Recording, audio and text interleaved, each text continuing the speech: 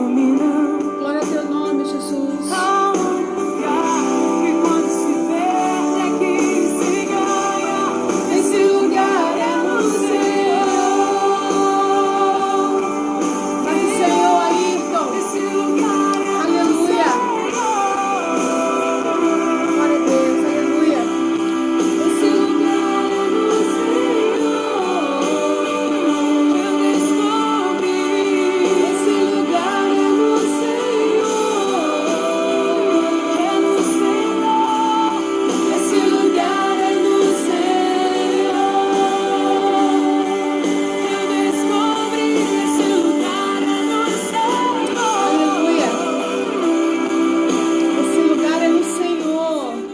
Esse lugar é no Senhor, amém? A paz do Senhor para nossos irmãos que estão aí nos assistindo nessa noite, que entraram.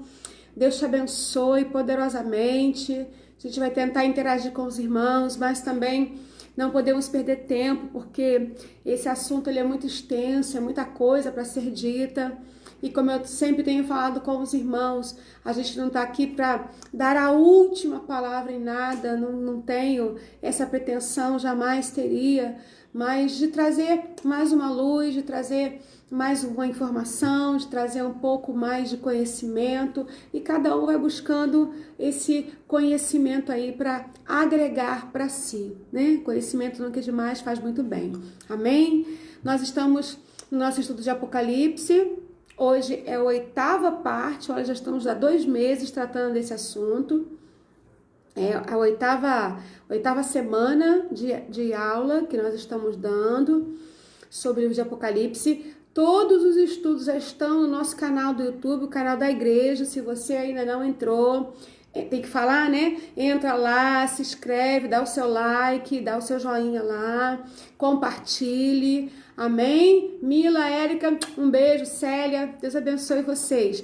Procurem assistir até o final. Se você não conseguir assistir aqui pela live, vai depois lá no canal do YouTube, mas assista, para que você possa entender o que nós vamos falar, porque senão não tem jeito, né? Por exemplo, eu vou começar hoje o capítulo 7 e capítulo 8. E se você não pegou o capítulo anterior, você vai ficar meio perdido. Porque vão ter momentos aqui que eu vou falar coisas concernentes à vez passada, a semana passada, o capítulo 6. Coisas concernentes a estudos que eu já dei. Então, procure estar sintonizado, tá bom? Abra sua Bíblia, que a gente vai começar lendo o capítulo 8. Vamos orar? Senhor, em nome de Jesus, nós estamos nessa noite mais uma vez na tua presença, Senhor, para ler a tua palavra com muito temor e tremor. É que nós chegamos diante dessa câmera, desse celular, para trazer um pouco de instrução e de conhecimento aos teus filhos, ó Pai, para crescermos juntos em conhecimento diante de ti. Nosso intuito, nosso propósito de estar, ó Deus amado, aprendendo um pouco mais do livro de Apocalipse, é estar enriquecendo o nosso conhecimento de Ti, Senhor, daquilo que está para ser manifesto sobre a Tua igreja, sobre o Teu povo, sobre esta terra. Pai amado, em nome de Jesus, que o Senhor venha dar a Tua direção, que o Senhor venha dar, Senhor amado, sobre nós a Tua unção para esse tempo. Em nome de Jesus, amém e amém. Abriu aí sua Bíblia, capítulo 8, vamos ler? Quando ele abriu o 7º selo, perdão, irmãos, é o capítulo 7, desculpa. Nós vamos falar do 7 e do 8. Depois disso, vi 4 anjos em pé nos 4 cantos da terra, retendo os 4 ventos, para impedir que qualquer vento soprasse na terra, no mar ou em qualquer árvore. Então vi outro anjo subindo do Oriente, tendo o selo do Deus vivo. Ele bradou em alta voz aos 4 anjos, a quem havia sido dado poder para danificar a terra e o mar. Não danifiquem nem a terra, nem o mar, nem as árvores, até que selemos as testas dos servos do nosso Deus. Então ouvi o número dos que foram selados, 144.000 de todas as tribos de Israel. Da tribo de Judá foram selados 12.000. Da tribo de Ruben, 12.000. Da tribo de Gade, 12.000. Da tribo de Aser, 12.000. Da tribo de Naftali, 12.000. Da tribo de Manassés, 12.000. Da tribo de Simeão, 12.000. Da tribo de Levi, 12.000. Da tribo de Isacar, 12.000. Da tribo de Zebulon, 12.000. Da tribo de José, 12.000. Da tribo de Benjamim, 12.000. Depois disso, olhei, e diante de mim estava uma grande multidão, que ninguém podia contar, de todas as nações, tribos, povos e línguas, em pé, diante do trono e do Cordeiro, com vestes brancas e segurando palmas, e clamavam em alta voz, dizendo: a salvação pertence ao nosso Deus, que se assenta no trono e ao Cordeiro. Todos os anjos estavam em pé, ao redor do trono, dos anciãos e dos 4 seres viventes. Eles se prostraram com o rosto em terra diante do trono e adoraram a Deus, dizendo: Amém. Louvor e glória, sabedoria, ação de graças, honra, poder e força sejam ao nosso Deus para todo sempre. Amém. Então, um dos anciãos me perguntou: quem são esses que estão vestidos de branco e de onde vieram?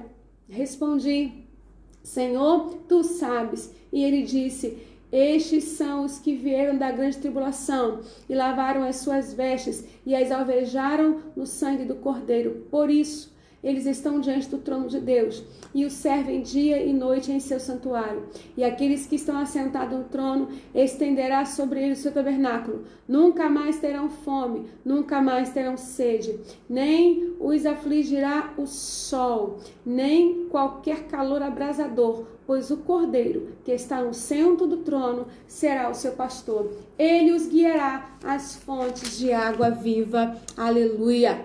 Paz do Senhor, Silvana. Um beijo. Beijo para você, Elaine. Então, querido, nós vamos iniciar nossa aula hoje, lembrando um pouquinho dos pontos principais da nossa aula anterior, lá do capítulo 6, que fala sobre a abertura dos selos, né? Nós falamos um pouquinho lá na aula. Mãe, um beijo. Tá tão longe a minha mãe, gente, no quarto aqui do lado. Tá assistindo, tá aqui comigo. Minha mãe, meu presente. Fez comida hoje. Hoje não, na semana toda, cozinhando pra gente. Oh, glória a Deus. Então, vamos lá. O capítulo 6 fala da abertura dos selos, que a gente já falou na semana passada, e vamos só dar uma lembrada neles hoje. O primeiro selo é o cavalo branco, que é comparado, né, com Cristo, nós já falamos isso, comparado também com o anticristo. Particularmente, e pelo andar do que nós vamos estudar aqui, eu o considero mesmo o anticristo, porque ele vem, né, para vencer e tal, mas ele não é vencedor de nada. Na verdade, depois que o cavalo branco sai, começam as coisas ruins acontecerem, desgraça, morte, não tem paz, tem guerra. Então, quando Jesus aparece no cenário, ele não aparece para trazer desgraça para os seus servos, para os seus filhos, né? Então, a gente descartou aqui que não seria ele. Nanda, beijo, Deus abençoe. E aí, a gente falou, né, dos selos e tal. Então, a nossa aula hoje, iniciando no capítulo 7, ela fala desses selos. Só que para no 6º selo. O 6º selo, a gente falou aqui, que é o grande terremoto, o céu escurece, o sol fica escuro, a lua fica vermelha, estrelas caem na terra. Então, o 6º selo, nós falamos semana passada, ele anuncia o fim iminente e ele introduz automaticamente o juízo. Aí há como os teólogos falam, né, um espaço parentético aqui, porque na verdade não vai ser lido agora o 7º selo, mas entra esse texto que nós lemos do capítulo 7, que fala dos 144 mil. E aí a pergunta que não quer calar, né? Quem são os 144 mil? Quem é essa gente? Tal. E aí a gente vai falar sobre isso com vocês aqui, tá? Aqui no capítulo 7, isso é muito interessante. O capítulo 6, ele se encerra com a abertura do 6º selo, mostrando os terrores que os ímpios enfrentarão, os castigos e o juízo. Já o capítulo 7, que nós lemos, ele vai terminar com a glória dos redimidos. Ele vai terminar com a segunda vinda do nosso Senhor. Nós vemos no capítulo 7 as glórias da igreja vivendo na glória do eterno. As glórias que a igreja do Senhor, nós, a noiva, eu, você, vamos viver com o Senhor. O capítulo 7, ele vai terminar com isso. Ele vai começar dando esse ensinamento. Por isso que alguns teólogos chamam essa sessão de sessão parentética, porque ela não está diretamente, ela não é uma continuação do sétimo selo, mas ela é uma junção do capítulo 7, do capítulo 6. Por quê? Pastora, eu não entendi. O que você está querendo dizer com isso? Por exemplo, lá no capítulo 6, existem os 4 cavalos, os 4 cavaleiros. No capítulo 7, são os 4 ventos. Eles vão mostrar as mesmas situações. Então, no capítulo 6, são os 4 cavalos, são os 4 cavaleiros. No capítulo 7, são os 4 ventos, os 4 anjos segurando esses 4 ventos, que é norte, sul, leste e oeste. Então, eles estão lá. E esses ventos são para emitir juízo. Esses ventos são para trazer calamidades. Os cavalos trazem juízo. Os ventos estão prontos para executar esses juízos. Só que esses ventos, como nós lemos aqui, eles estão aguardando. O que eles estão aguardando? O que nós lemos aqui que eles estão aguardando? Aguardando até que selemos as testas dos servos do nosso Deus. Então, ouvi o número dos que foram selados, 144 mil. Aí vai dar a relação das tribos, né? Dan não está nessa relação. Judá, Rúben, né? Gade, Áser, Naftali, Manassés, Simeão, Levi, Zacar, Zebulon, José. Todas as 12 tribos de Israel, elas, né, vão estar aqui falando que 12 mil de cada uma. Aí é que entra o que eu falei para vocês na semana passada, que na semana passada, não vou ter tempo de falar aqui de novo, porque senão a gente vai perder muito tempo, que existem algumas interpretações de Apocalipse. Assim como a gente já falou, o livro de Apocalipse é um livro de sinais, é um livro de muita simbologia. E algumas pessoas fazem uma interpretação, outras fazem outra interpretação. Na semana passada, se você não viu o estudo ainda, vai lá para você entender. Tem a visão preterista, tem a visão futurista, tem a visão histórica, tem a visão dispensacionalista, tem os amilenistas, os pós-milenistas, tem aqueles que creem que o arrebatamento vai ser no início da grande tribulação, tem outros que creem que o arrebatamento vai ser no meio da grande tribulação, tem outros que acreditam que não vai ter arrebatamento. Então, existem algumas diferenças e é pautado nessas diferenças que de agora em diante é que a gente vai começar a dar algumas diretrizes, né? Algumas interpretações. De onde eu tirei as interpretações que eu vou passar para vocês?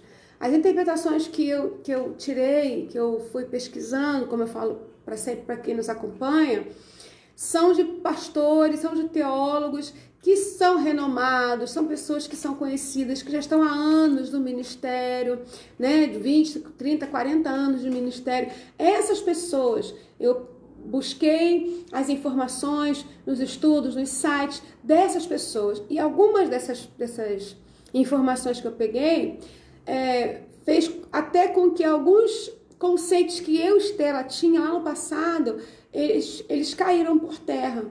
Porque eu comecei a entender a interpretação que eles estavam dando pra gente ali nos seus ensinamentos, ok? Então, continuando aqui.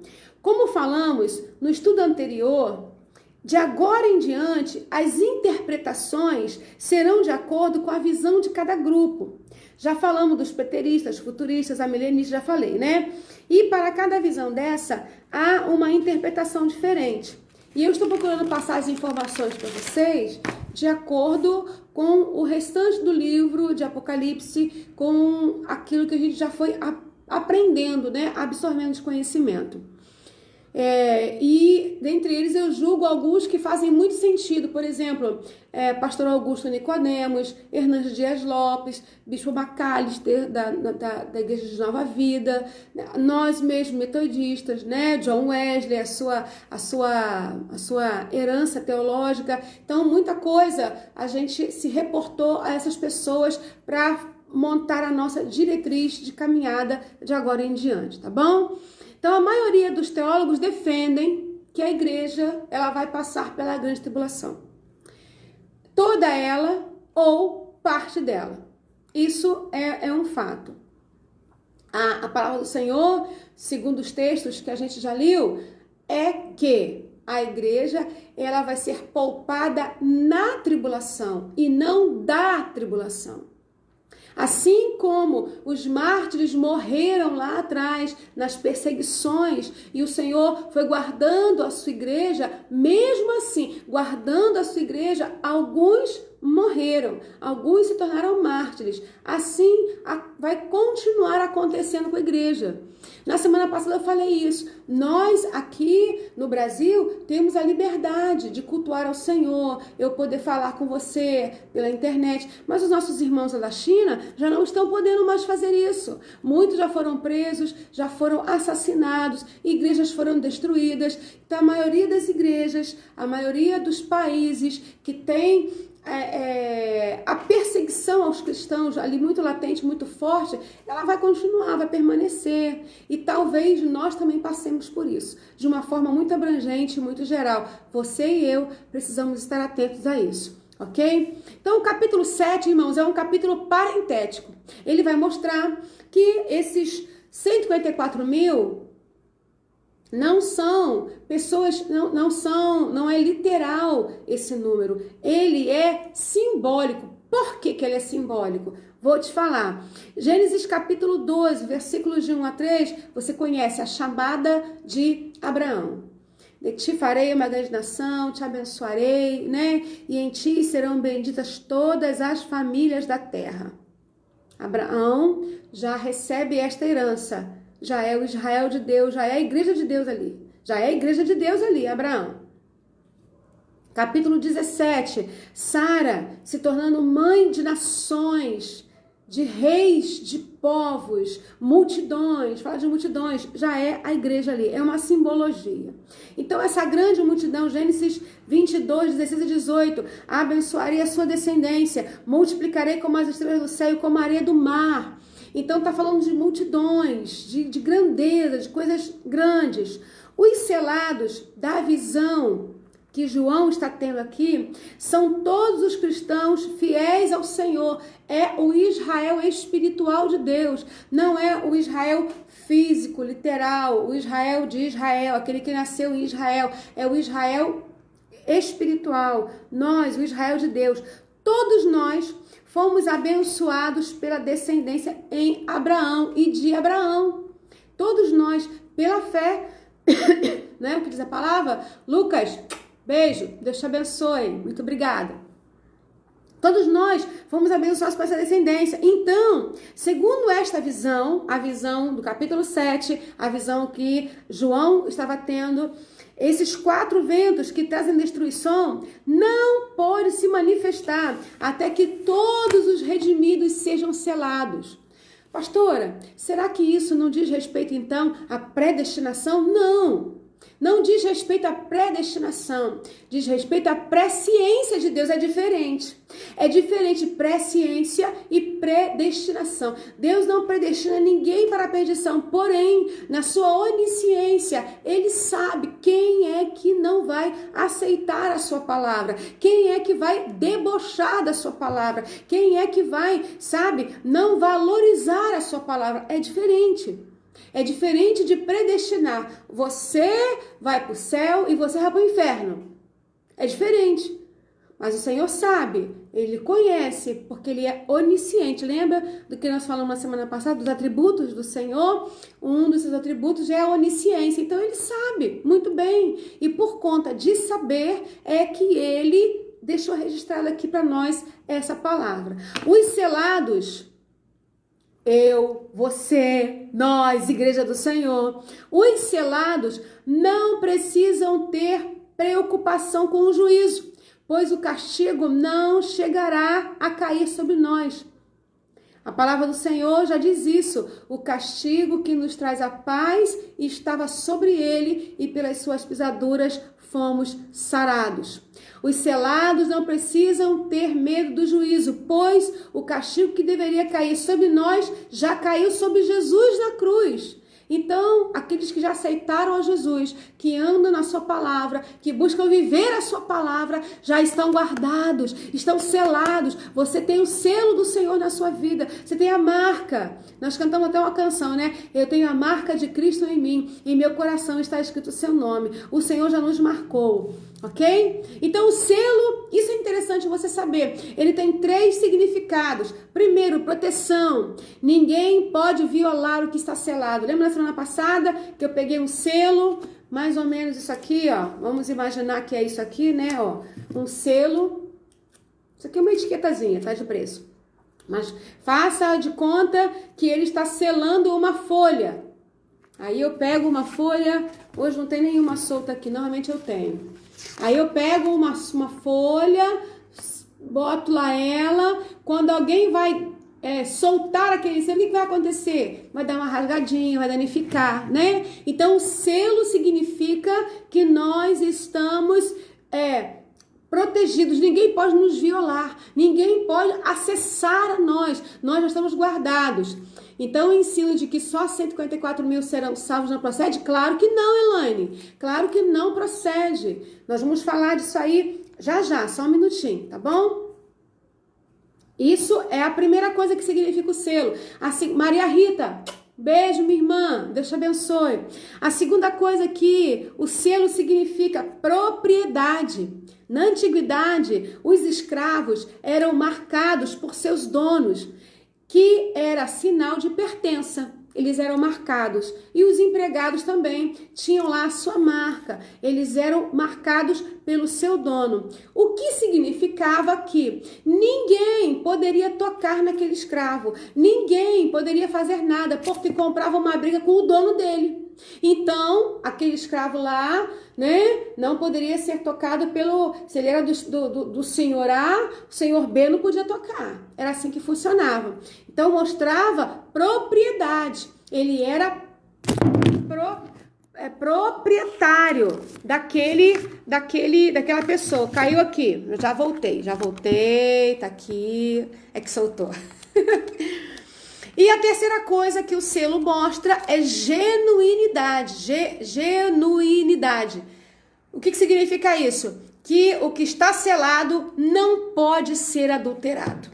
O que está selado não pode ser adulterado. Então, eu e você já fomos selados pelo Senhor. Então, não podemos ser selados, não podemos ser violados jamais. O Senhor já tem cuidado da minha vida, tem cuidado da sua vida. Segundo William Barclay, há 3 elementos nessa visão do capítulo 7. Primeiro, uma advertência. Tempos difíceis estão pela frente. Será o tempo da grande tribulação.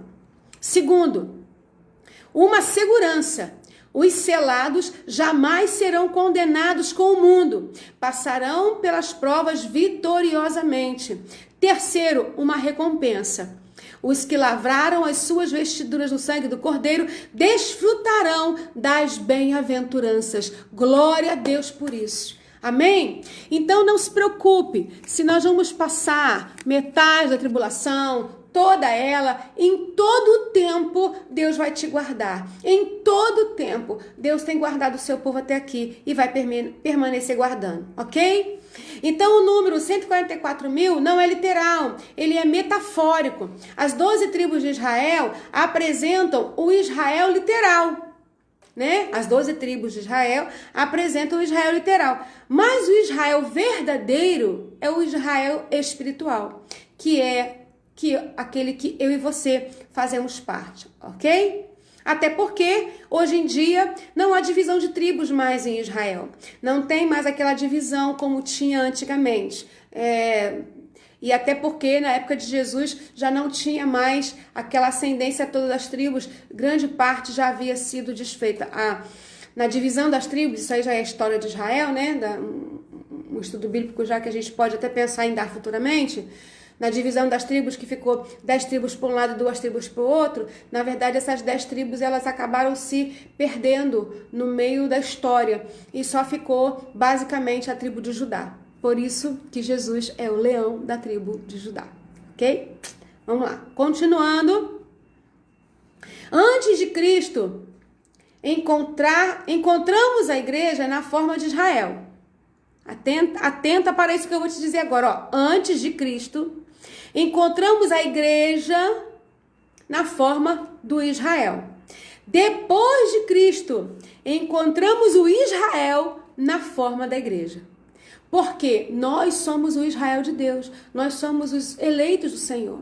Aqueles que aceitam a mensagem da cruz, aqueles que aceitam viver o evangelho, aqueles que aceitam, esses fazem parte do Israel de Deus, irmãos. Então claro que nós entendemos que há uma palavra sobre o Israel físico, que há uma palavra sobre aquele lugar. Nós cremos e entendemos isso, porém, nós não podemos focar toda a nossa vida com o Senhor lá no Israel físico, no Israel literal. É a nossa vida diária com Deus que vai nos manter firmes com Ele. É o nosso dia a dia com o Senhor, ok?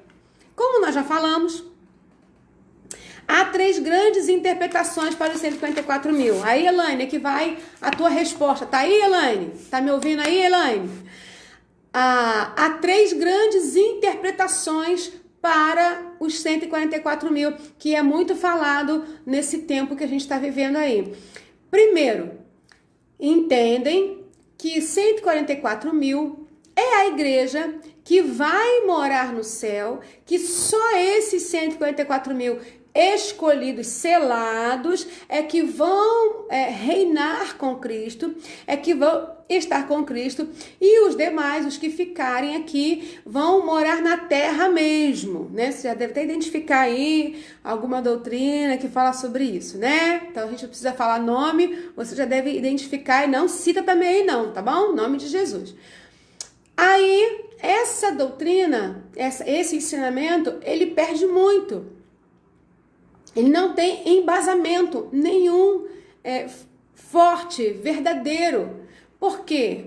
O Senhor vai levar a sua igreja para reinar, toda ela vai reinar com Cristo. O Senhor lá em Apocalipse no final, nós vamos chegar lá para dizer, para falar sobre isso. No final, todo o Israel, toda a igreja do Senhor reinará com o Senhor. Não é só os 144 mil, lá está muito claro. Então a visão dos selados aqui são todos os crentes de todas as eras, de todos os tempos. Por isso que o Senhor está aguardando aqueles que ainda estão sendo selados. E eu creio que toda a minha casa, e a tua casa também, Elaine, vai estar lá sendo selada pelo Senhor em nome de Jesus. Segunda vertente, segunda visão, segunda interpretação, que também é muito falada. Entendem que os 144 mil são só de judeus, literalmente, que vão se converter somente na época da grande tribulação e que serão protegidos de forma sobrenatural e milagrosa por Deus, enquanto pregarem a palavra, vivendo lá na Palestina, vivendo lá em Israel. E a terceira visão, Marielza, beijo, minha prima lá de Brasília. Um beijo, minha querida. Deus te abençoe. E aí o terceiro entendimento é que esses 144 mil, que é a sua grande maioria, né, de entendimento, entendem que ele é simbólico e que esse número representa todos os cristãos de todas as épocas, dos 4 cantos da terra. Por isso, os 4 ventos, né? Por isso, norte, sul, leste, oeste, os 4 ventos ali estão aguardando. E esses 144 mil seriam os 12 apóstolos, mais as 12 tribos, como está aqui. 12 de cada um. E 1000 acrescido, porque isso dá ideia de amplitude, de multidão. Deixa eu abrir um parêntese aqui nessa mensagem parentética, como os teólogos falam. O livro de Apocalipse, ele tem muitas visões, muitos símbolos, muitos sinais, uma linguagem muito israelita mesmo, coisas que para o judeu fazia muito sentido naquela época. Então, quando eles queriam dar uma ênfase em algo, eles falavam mais e mais e muito mais. Mais e mais e muito mais. Então, esse 1000 aqui é um acréscimo, é o mais e mais e muito mais. Muito mais, é muito mais. 12.000 é muito mais. Vocês estão entendendo? Então, era uma forma de linguagem que eles utilizavam para dar a ideia, dar a entender da amplitude, da grandeza que era aquilo. Então, os selados do Senhor são milhares de milhares de milhares, né? Os anjos ali estão para declarar isso. Deus abençoe, minha querida, em nome de Jesus. Então, irmãos, essa visão corrobora com o restante do capítulo 7. Essa visão de que são milhares e milhares, né? Os 144.000 representam todos os das épocas, inclusive dos dias atuais, que dia a dia estão sendo selados pelo Senhor, estão aceitando a mensagem do Evangelho, estão se convertendo, aceitando ao Senhor Jesus como seu Senhor e Salvador. Amém? Até aqui? Muito bem. Então, olha só, essa visão corrobora com o restante do capítulo 7. Quando uma grande multidão surge, que é o versículo 9. Olha lá. Depois disso, olhei, olha, ele teve a visão dos 4 ventos, os anjos segurando os ventos. O Senhor fala, eu vou selar meu povo, segura a onda aí. E aí o Senhor vai selando todo mundo. Lá no céu, né, a palavra é 154.000. Agora aqui, João está vendo, ó, depois disso, depois que ele teve aquela visão do que estava acontecendo na terra, depois daquela visão, ele vai olhar, depois disso olhei e diante de mim estava uma grande multidão. Aonde que João estava? Ele estava no céu. Lembra que lá no capítulo, na semana passada, nós falamos que abriu um link, abriu uma porta e ele foi para o céu. E aí lá no céu ele começou a ter a visão do trono, dos 4 seres viventes, dos 24 anciãos. Nós já falamos isso, não vou repetir. Aí agora aqui no capítulo 7, ele está tendo a visão dos 154.000. Porém, ele está olhando de cima para a terra. Agora, ele vai tirar o foco dele da terra e vai olhar para cima novamente, lá para a sala do trono. Ó, depois disso, olhei diante de mim. Estava uma grande multidão que ninguém podia contar, de todas as nações, tribos, povos, línguas, em pé, diante do trono e do cordeiro, com as vestes brancas, segurando palmas e clamando em alta voz, a salvação pertence ao nosso Deus, o que se assenta no trono e ao cordeiro. Aleluia! Ele está tendo a visão desse desfecho, desse momento final, ok? Entre o 6º selo e o 7º selo, tá? Essa visão parentética, porque ele vai continuar tendo essa visão. Respondi aí, Elaine, sua pergunta, os 144.000, muito bem. Aí a gente entra no 7º selo. Especificamente, o 7º selo, que é o capítulo 8, que a gente vai começar a falar um pouquinho também hoje aqui, tá bom? Mas segura aí só um minutinho. Não esqueça que essa visão está antes da abertura do 7º selo. Na verdade, ela é um vislumbre da glória que a igreja receberá.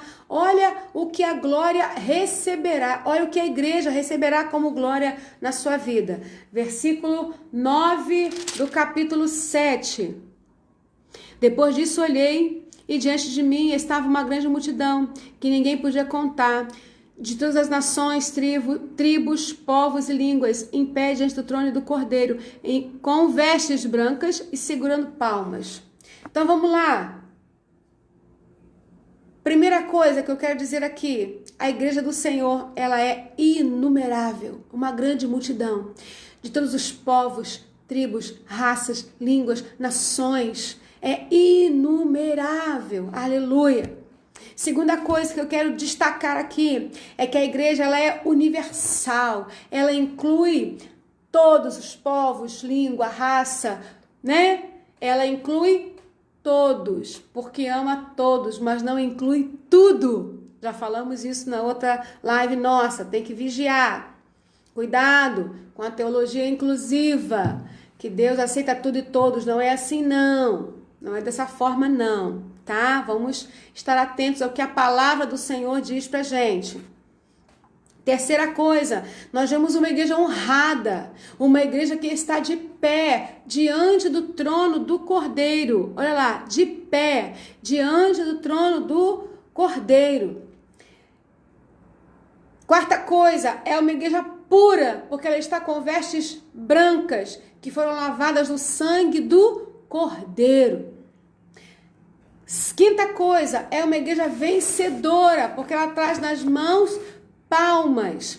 Lembram de Jesus entrando em Jerusalém uma semana antes da sua crucificação?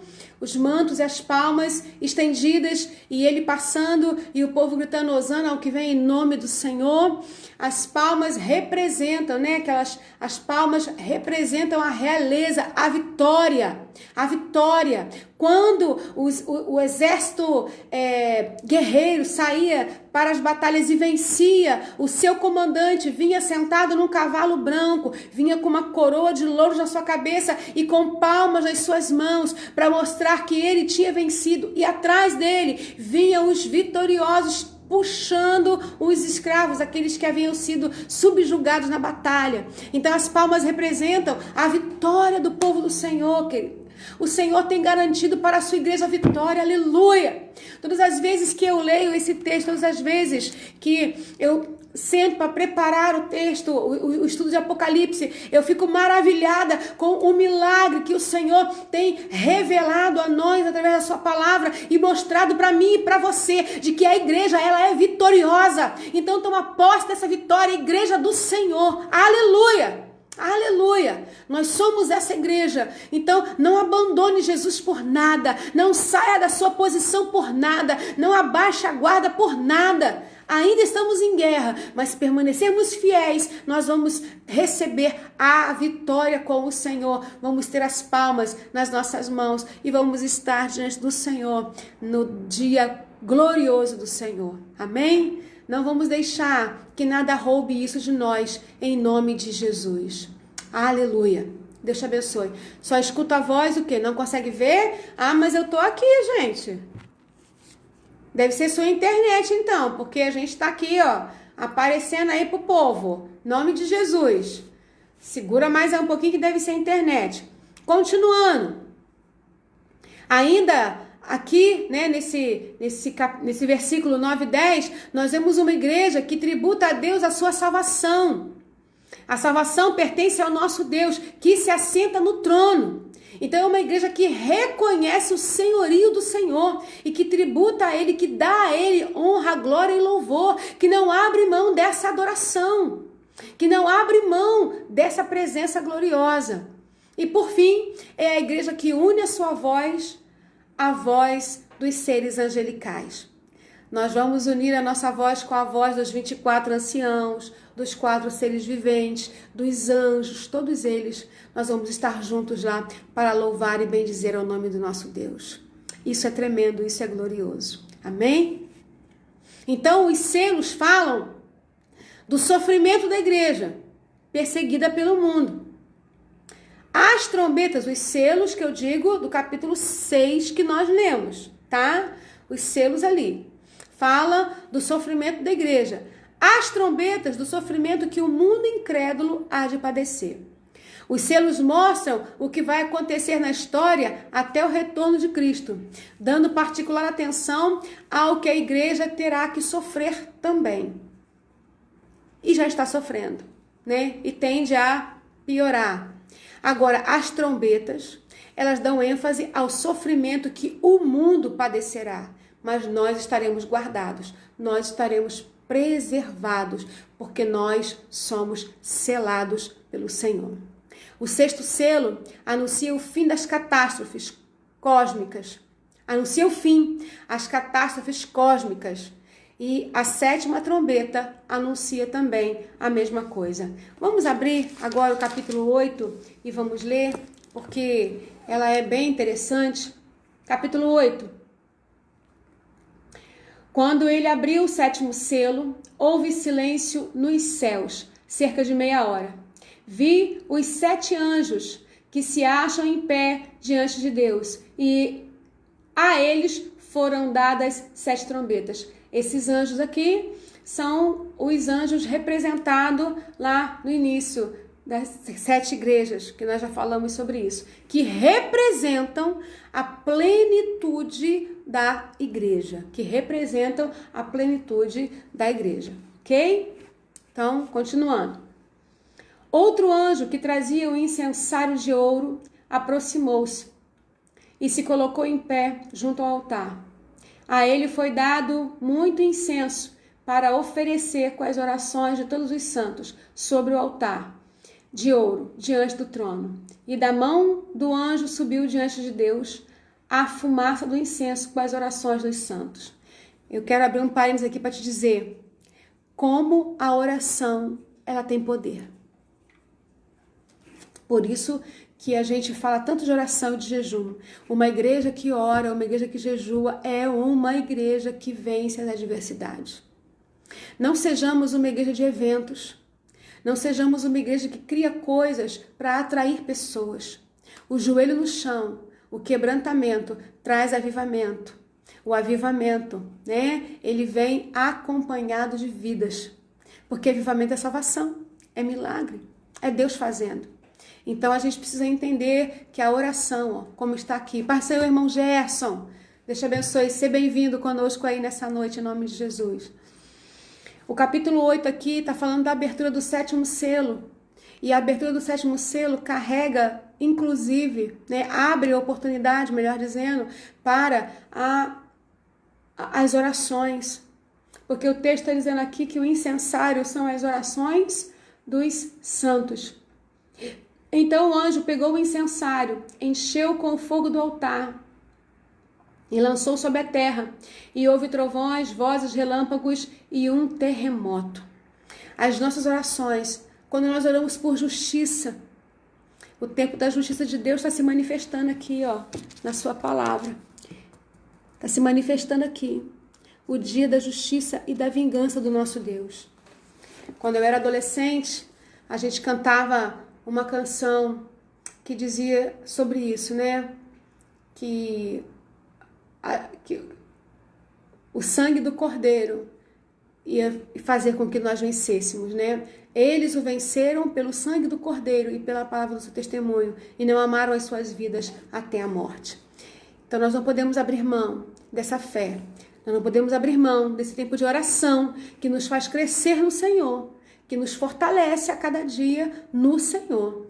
Às vezes muitas pessoas acham que Deus só ouve aquela oração onde tem manifestações do Espírito, que pode ser também só manifestações da carne, só manifestações emocionais. Não estou julgando não, irmãos, eu quero que você entenda. Mas às vezes alguém orando em silêncio, quietinho ali, falando ali com Deus. Sinceramente, Deus também está ouvindo a sua oração. Deus também, porque Deus, ele não se... como é que eu vou falar? Deus não se emociona com o nosso emocional. Deus se emociona com a nossa fidelidade, a nossa sinceridade. Então, às vezes, tem muita gente no seu emocional, fazendo grandes coisas, mas, na verdade, está fazendo só realmente na sua carne, com o seu braço, com a sua vontade, com o seu querer, mas não está fazendo realmente com o seu coração. E isso tem diferença para o Senhor. Ou se tem. Eusina, paz do Senhor, minha linda, um beijo para você. Deus te abençoe. Então, continuando aqui. Então o anjo pegou o incensário, encheu e com o fogo do altar o lançou sobre a terra. E houve trovões, vozes, relâmpagos e um terremoto. E aí a abertura do 7º selo é o início da trombeta. Entendeu? 6 selos, acontecimentos, catástrofes, morte, fome, perseguição e tal. 7º selo é que o negócio fica feio, porque o 7º selo é o toque da primeira trombeta. As trombetas eram tocadas para chamar para a guerra, para festividades solenes e para juízos. O Senhor aqui está dando o seu juízo. Versículo 6 6. Isso? Então, os 7 anjos que tinham as 7 trombetas prepararam-se para tocá-las. O primeiro anjo tocou a sua trombeta e granizo e fogo misturado com sangue foram lançados sobre a terra.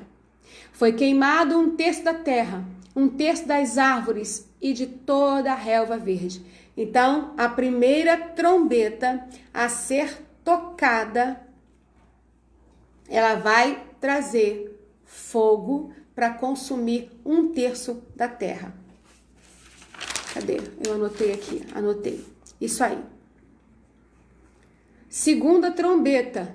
O anjo tocou a segunda trombeta e algo como um grande monte em chamas foi lançado no mar. De repente uma bola gigante, né? Um grande monte, talvez seja isso. Foi lançada no mar e 1/3 das criaturas marítimas, das embarcações, são destruídas. 1/3 da vida do mar é destruído. Outra coisa, a gente está vendo aqui, versículo 10. O terceiro anjo tocou a sua trombeta e caiu uma grande estrela, queimando como tocha sobre 1/3 dos rios e das águas doces.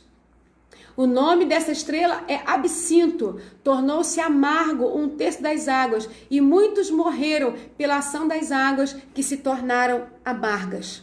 Olha bem o que está acontecendo aqui. Eu até anotei aqui no outro livrinho aqui, para poder falar com vocês que isso é interessante. Esses sinais que a gente está vendo aqui, das trombetas, elas trazem para nós um ensinamento poderoso, irmãos. Poderoso.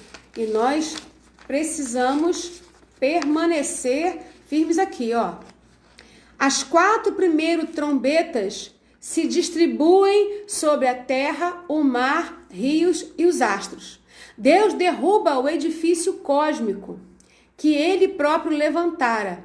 Seu habitante, o ser humano, até agora tão familiarizado com a sua moradia, nela instalado de maneira tão segura, vê agora um colapso se manifestar. E agora, como a gente fala nos dias de hoje, né? A chapa vai ficando quente. Após o Senhor ser adorado nos céus, lá no finalzinho do capítulo 7, aonde a gente vê a glória que a igreja gloriosa vai receber e vai dar também ao Senhor. Após isso tudo, né, o Cordeiro ser adorado com vozes altissonantes, o Cordeiro então abre o 7º selo. E com o 7º selo, os céus ficam mudos por 30 minutos. E aí acontece a intercessão dos santos. A gente percebe 2 situações acontecendo ali. A intercessão dos santos e temor e tremor pelo julgamento de Deus. Aquele silêncio que acontece pode ser por esses 2 motivos. Pela intercessão dos santos, porque Deus para nos ouvir. Isso é lindo, né? O Senhor para ouvir a oração dos seus filhos. Há silêncio quando nós oramos. Quando nós buscamos sinceramente, porque Deus só conhece os corações. E temor e tremor pelo que está prestes a ser manifesto na terra. Há essas 2 vertentes aí pelo silêncio nos céus. Capítulo 8, versículo 3 a 5, é um consolo para nós saber do valor que nossas orações têm. A primeira trombeta é fogo granizo misturado com sangue e queima 1/3 parte da terra. A segunda trombeta é um monte em chamas ou uma grande, imensa bola de fogo que é lançada no mar e 1/3 da vida marinha das embarcações perece, é destruído. A terceira trombeta, quando toca, cai do céu uma estrela grande sobre os rios e 1/3 fica amargo como absinto e muitos morreram pela ação das águas amargas. Quarta trombeta, 1/3 do sol é ferido, 1/3 da lua e das estrelas e elas escurecem. Um terço do dia fica sem luz e um terço da noite também fica sem luz.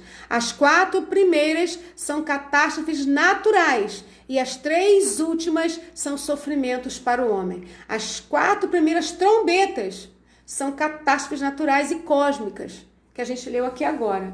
Porém, essas últimas 3 agora,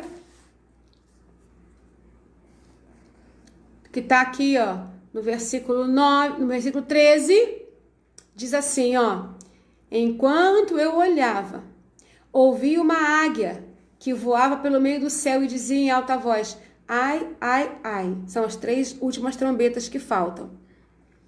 Dos que habitam na terra, por causa do toque das trombetas que está prestes a ser dado pelos 3 outros anjos. Aí a gente inicia o capítulo 9, que começa a liberar essas 3 últimas trombetas. Porém, a gente não vai liberar essas 3 trombetas hoje.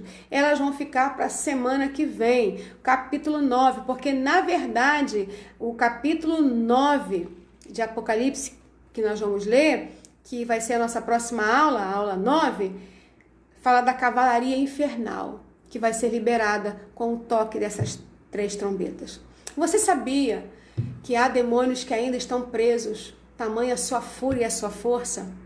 Você sabia que Satanás está preso ainda, que ele não está solto com toda a liberdade para agir no meio de nós? Ele tem uma certa influência, mas ele tem um grande poder, sim, mas ele ainda não age com toda a sua liberdade, mas ele ainda vai agir? Nós vamos falar sobre isso na semana que vem, na próxima terça-feira, na nossa próxima live. Porém, eu quero ainda convidar você para abrir aí a sua Bíblia, para a gente ler, só para a gente fechar aqui, tá? 1 Tessalonicenses 4, 15 e 18. 1 Tessalonicenses 4. Irmão Joaquim, Rafael, sejam bem-vindos, Deus abençoe vocês. Só que a gente está indo para o finalzinho do nosso estudo. Se vocês quiserem, entra no canal do YouTube mais tarde, que vai estar lá já disponível. 1 Tessalonicenses, capítulo 4, versículo 15.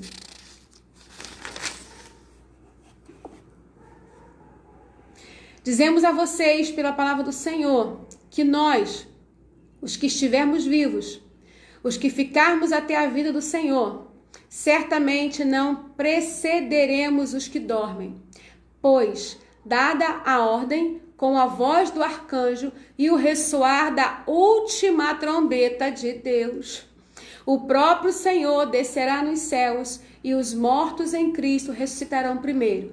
Depois nós, os que estivermos vivos, seremos arrebatados com ele nas nuvens para o encontro com o Senhor nos ares. E assim estaremos com o Senhor para sempre. Consolem-se uns aos outros com essas palavras. Vocês lembram que o apóstolo Paulo, ele teve visão, foi levado até o 3º céu, e ele fala que teve coisas que ele não podia nem falar? Quem sabe ele também não teve visões do Apocalipse, mas não foi autorizado pelo Senhor para falar. E o Senhor só autorizou a João que falasse. Porque o que ele fala aqui bate exatamente com o livro de Apocalipse. E ainda, 2 Tessalonicenses 2, do 1 ao 4. Irmãos, quanto à vida do nosso Senhor Jesus Cristo e a nossa reunião com Ele, rogamos a vocês que não se deixem abalar, nem alarmar tão facilmente, quer por profecia, quer por palavra, quer por carta, supostamente vinda de nós, como se o dia do Senhor já tivesse chegado. Não deixem que ninguém os engane de modo algum. Antes daquele dia, virá a apostasia, e então será revelado o homem do pecado, o filho da perdição. Este se opõe e se exalta acima de tudo que se chama Deus, ou é objeto da adoração, chegando até a sentar-se no santuário de Deus, proclamando que ele mesmo é Deus. Então, o que Paulo está escrevendo aqui para os Tessalonicenses é o que João viu na ilha de Patmos. É o que foi a visão que João teve. Muita coisa que ele viu. Então a gente precisa estar atento. O Senhor tem dado os sinais para nós. Paulo não teve acesso a esses sinais. Ele falou, fique atento. Os sinais, vai vir a apostasia. Então, hoje em dia, quando as pessoas falam de esfriamento das igrejas, de pessoas saindo da igreja, aí pessoas que rodam a igreja um tempo em uma, um tempo em outro, um tempo em outra, isso para mim só mostra uma coisa, sinais da apostasia. Porque quem fica mudando aqui e ali, ele não consegue criar identidade, não consegue criar raiz, ele não consegue aprender, porque ele não tem espírito ensinável. Por isso, não para em lugar nenhum, e por não parar em lugar nenhum, nunca vai conseguir aprender nada. E dificilmente essa pessoa estará firme quando o Senhor voltar. Dificilmente. A apostasia está se manifestando. Pessoas excelentes, pessoas inteligentes, mas que estão se perdendo, irmãos e irmãs, que não estão ouvindo a voz do Senhor. É necessário estar atento nesse tempo do fim. Estamos nos aproximando do tempo do fim. As dores do parto estão aí. O livro de Mateus, Evangelho de Mateus, capítulo 24, do versículo 4 ao versículo 8, do versículo 13 ao versículo 22, vai dizer isso também. Que nós, deixa eu abrir lá rapidamente e vamos finalizar aqui, tá bom? Que já tem 1 hora aí, não tem? De estudo. Eu tô sem relógio, esqueci o relógio. Se eu mexer aqui, eu vou acabar desconfigurando aqui o meu celular aqui para poder passar para vocês. Mateus 24. Jesus falando, versículo 4. Jesus respondeu, cuidado, que ninguém vos engane, pois muitos virão em meu nome dizendo, eu sou o Cristo, e enganarão a muitos. Vocês ouvirão falar de guerras e rumores de guerra, mas não tenham medo, é necessário que tais coisas aconteçam, mas ainda não é o fim. Nação se levantará contra nação e reino contra reino, haverá fomes e terremotos em vários lugares, tudo isso será o início das dores.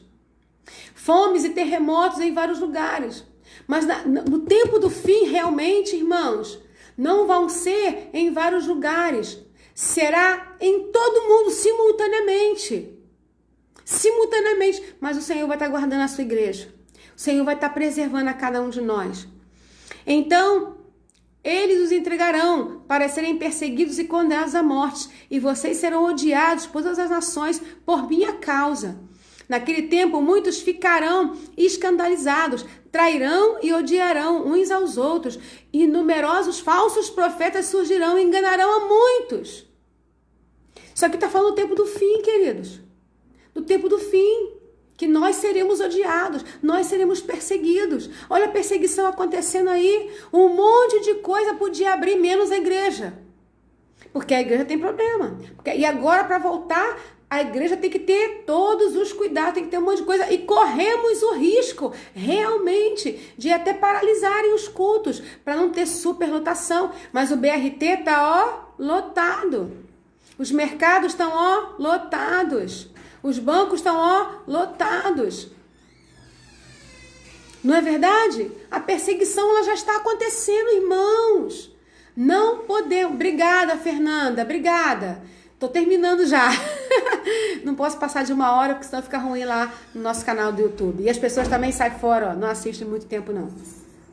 Então, queridos e queridas, que saibamos permanecer firmes com o Senhor nesse tempo, em nome de Jesus. Amém? Se você tiver pergunta, reserve, anote e fale conosco. Próxima aula, capítulo 9 de Apocalipse, aula número 9 também. Nós vamos falar sobre as últimas 7 trombetas e a cavalaria infernal. O Senhor aí, então, travando essa última batalha. Mas ainda vai dar o tempo para o inimigo fazer o que ele deve fazer, o que ele tem que fazer, né? O que ele se propõe a fazer.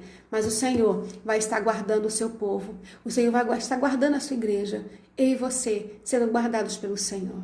Amém? Deus te abençoe, irmã Nádia. Deus te abençoe, minha querida, em nome de Jesus. Estamos orando aí por ti, tá? Vamos orar? Você pode fechar seu olho aí. A gente está orando nessa hora. Em nome de Jesus.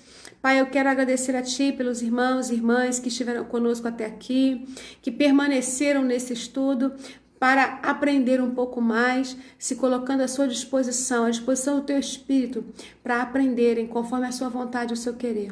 Que nessa noite, Senhor, o Senhor possa estar falando a cada coração aquilo que eu não consegui explicar, que o Senhor possa falar de forma que os teus servos entendam a tua palavra. Em nome de Jesus. Amém e amém. Deus abençoe vocês. Um grande beijo, tá? Faz de conta que eu tô indo lá na porta cumprimentar você, ó, no cotovelinho, né? Que a gente não pode abraçar ainda. Então, tô indo lá na porta cumprimentar você, dar, né, uma palavra de vitória para você em nome de Jesus. Deus te abençoe. Bom resto de semana. Amanhã temos culto às 19h30, mas tem oração, a oração das primícias às 7 horas da manhã lá na nossa igreja. Quem puder ir, vá, que está sendo bênção em nome de Jesus. Amém? Deus te abençoe. E quinta-feira, nossa célula das mulheres e dos homens lá na igreja tem sido bênção. Hoje está tendo dos jovens e dos juvenis. E quinta-feira a gente tem a das mulheres e dos homens. Não voltamos ainda com a célula das crianças, nem dos casais. A gente está tentando aí ver como é que nós vamos fazer isso aí, tá? Mas está no nosso planejamento. Das crianças temos que esperar um pouco mais mesmo por recomendação, mas vamos esperar. Em nome de Jesus. Deus abençoe vocês. Paz do Senhor.